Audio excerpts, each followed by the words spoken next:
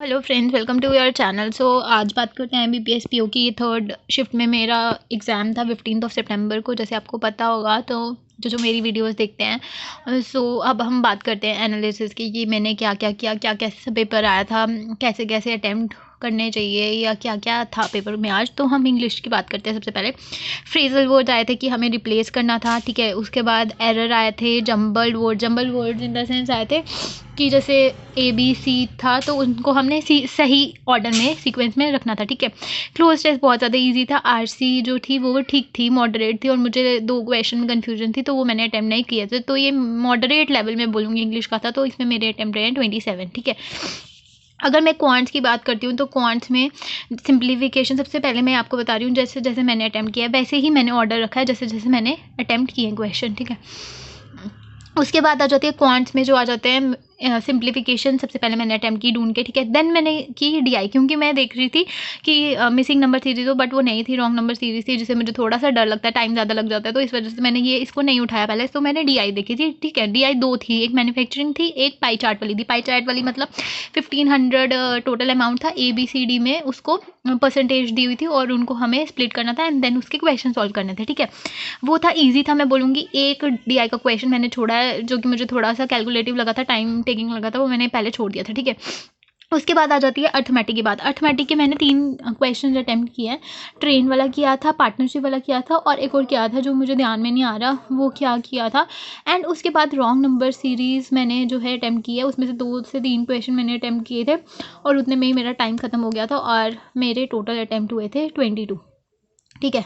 ये जो 2 पेपर दिए ना मैंने, आई स्वेयर मुझे इतना अच्छा लग रहा था ना, और इतनी खुशी हो रही थी ना अंदर से कि मतलब मैं सही जा रही हूँ। अब बात करते हैं मेन इस जो एग्ज़ाम था उसका मेन जो स्पॉइलर था ना, मतलब गंदा, मतलब जो पेपर को बिगाड़ सकता है, वो था रीजनिंग, और उसने यही किया, ठीक है। मुझे लगा था यार, जितने भी बहुत सारे लोगों का ना रीजनिंग स्ट्रॉन्ग सब्जेक्ट होता है, बट जितने भी लोगों का स्ट्रॉन्ग सब्जेक्ट रहा है ना रीजनिंग, बट जो पेपर ख़राब किया ना इस बार, वो रीजनिंग के जितने भी मेरे पेपर ख़राब हुए ना, वो सिर्फ और सिर्फ रीजनिंग उसका कल्प्रिट है, ठीक है। तो जैसे ही मैं पेपर देके, सीरियसली बताऊँ, जैसे ही मैं पेपर देके आई थी बाहर, मेरी शक्ल जो थी वो उतर गई हुई थी। मतलब मुझे बुरा लग रहा था, मुझे रोना आ रहा था, और मुझे लग रहा था कि मैंने अपने एक्सपेक्टेशंस के अकॉर्डिंगली चीज़ें नहीं की, ठीक है। क्योंकि मैं एक्चुअली देख के गई थी किसी के अटैम्प्ट यूट्यूब पे, तो मुझे था कि मेरे मन दिमाग में ना ये टारगेट सेट हो गया था, और वो ज़्यादा अटैम्प्ट थे, 73, 74 इतने अटैम्प्ट थे, ठीक है। तो मुझे था कि यार मेरे को टारगेट है पीओ में, मैंने इतने करने ही करने हैं, मतलब मेरा यही टारगेट था, ठीक है। तो जैसे ही क्वांट और इंग्लिश हुआ, वैसे तो उतने अटैम्प्ट हो सकते थे रीजनिंग में, ठीक है। बट जैसे ही रीजनिंग का पेपर आया तो आप सुनो आगे की बात, ठीक है। तो सबसे पहले मैंने ढूंढा सेलॉक्स को, ठीक है। मैंने सेलॉक किए पूरे के पूरे, देन डायरेक्शन को किया, ठीक है। देन उसके बाद एक पज़ल मेरे सामने आया था जो कि था ये सर्कुलर अरेंजमेंट वाला। इसमें कोई 8 लोगों को बिठाना था, आई गेस, या कुछ ऐसा था, ठीक है।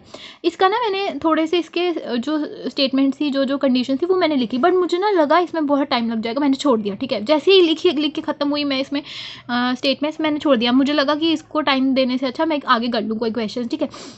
उसके बाद मैंने किया ये वाला, कौन सा question, certain number, uncertain number का था ये पजल। और इसमें हमें नॉर्थ में जो है लोगों को बिठाना था, ठीक है। इसमें 14 आई गेस मेरा आंसर आया, या जितना भी, अब मुझे इतना ध्यान नहीं है, ठीक है। तो ये अनसर्टन नंबर ऑफ पीपल को नॉर्थ डायरेक्शन में बिठाना था, ये ईजिली हो गया, ठीक है। इसमें 2-3 पॉसिबिलिटी बनाई, एकदम से हो गया, ठीक है। उसके बाद मैं गई, उसके बाद मैंने इसको पकड़ा, क्या बोलते हैं, बॉस्टन वाले को। अभी बॉस्टन वाला क्या था, बेसिकली वो 3 जो बोलते हैं ना नॉन स्किप, आप कभी स्किप नहीं करो। बॉस्टन और 3 और सिटीज़ थी, वहाँ पे 9 लोगों को बिठाना था।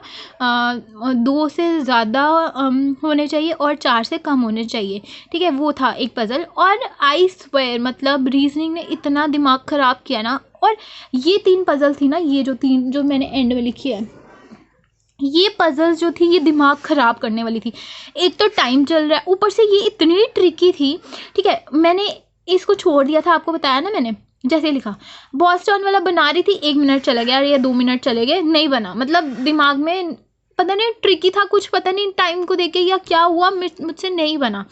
मैंने छोड़ दिया, मैंने बोला छोड़ो, इस पे टाइम क्या वेस्ट करना है। देन उसके बाद मैं गई ये स्टैक वाला जो 9 मेंबर में हमें बिठाना था, अलग अलग उनको चीज़ें पसंद थी, फील्ड और भी सब चीज़ें जो भी एनालॉग वॉच में जो उनके ब्रांड्स थे और डिफरेंट डिफरेंट पीपल थे, 9 इनको बिठाना था। ये मैंने किया, ये 2 पॉसिबिलिटी में किया, ये ईजिली बन गया, ठीक है। मतलब ईजिली क्या, ऑब्वियस बात है 2 मिनट तो लगे ही होंगे ना इसको भी बनाने में। तो ऐसे करते करते ये स्टैक वाला मैंने कंप्लीट किया, ठीक है। ये 3 चीज़ें मैंने कर ली। उसके बाद बात आती है ये डेट ऑफ बर्थ वाले पजल की।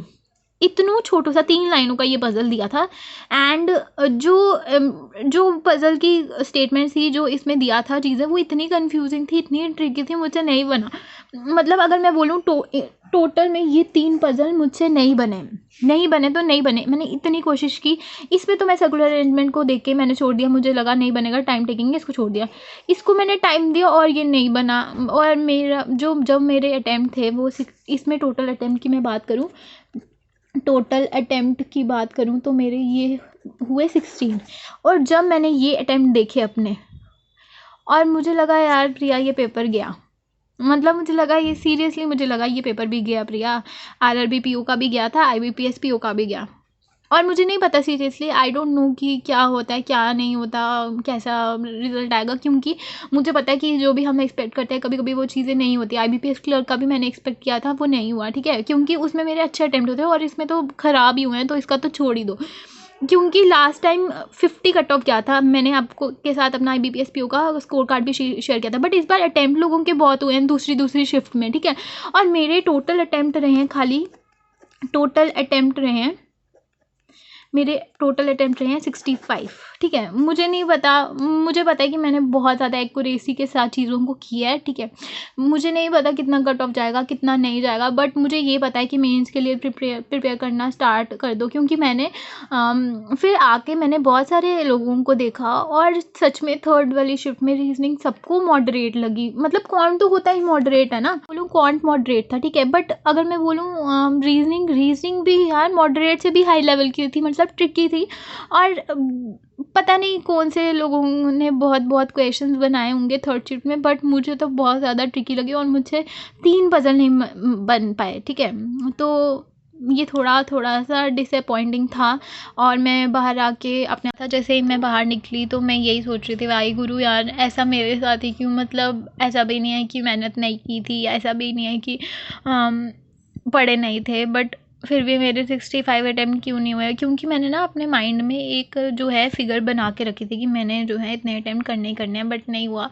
बट जितने भी मैंने किए हैं वो एक्यूरेसी किए हैं। Let's hope for the best, जो भी होगा वो आपके अच्छे के लिए होगा, ठीक है। एंड आप मेंस की तैयारी स्टार्ट कर दो, चाहे जितने भी अटैम्प्ट हुए हैं, क्योंकि मेंस की प्रिपरेशन कभी भी वेस्ट नहीं जाती है। So you should prepare for the mains irrespective of your marks, जितने भी आपके मार्क्स आ रहे हैं, मार्क्स आपके आएंगे। सो ऑल द बेस्ट जिनका भी कल एग्ज़ाम है IBPS PO का। So thank you for watching.